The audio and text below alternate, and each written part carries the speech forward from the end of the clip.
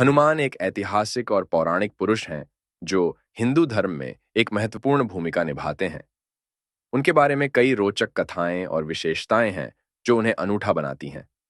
हनुमान का नाम सुनते ही हमारे मन में उनकी शक्तिशाली और वीरता की छवि तैर जाती है। वे श्री राम के सबसे विश्वसनीय और निष्ठावान साथी थे, जो रामायण महाकाव्य के अनेक पात्रों में प्रमुख रूप से उजागर होते हैं।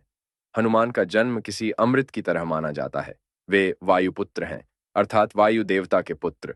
उनका जन्म अपने पिता के प्रेरणा से हुआ, जिन्होंने अपनी तपस्या से पवन पुत्र को जन्म दिया।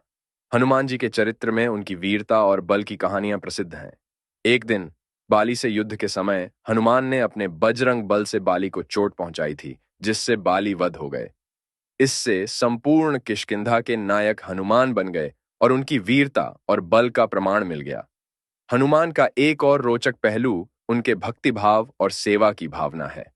वे राम के भक्त थे और उनकी सेवा में समर्पित थे।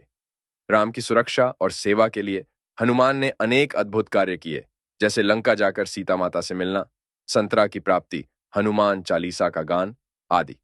उनकी भक्ति और समर्पण की प्रेरणा हमें अपने जीवन में भी ईश्वर की सेवा करने के लिए प्रेरित करती है। हनुमान का एक और रोचक पहलू उनके विशाल और आदर्शपूर्ण पराक्रम में है। उनका शरीर विशाल और बलशाली था, जिससे वे अनेक कठिनाइयों को पार कर सकते थे। एक ऐतिहासिक कथा के अनुसार हनुमान ने एक बार सूर्य को छू लिया था, जिससे अंधकार बना और उसे लोग दिख नहीं सकते थे।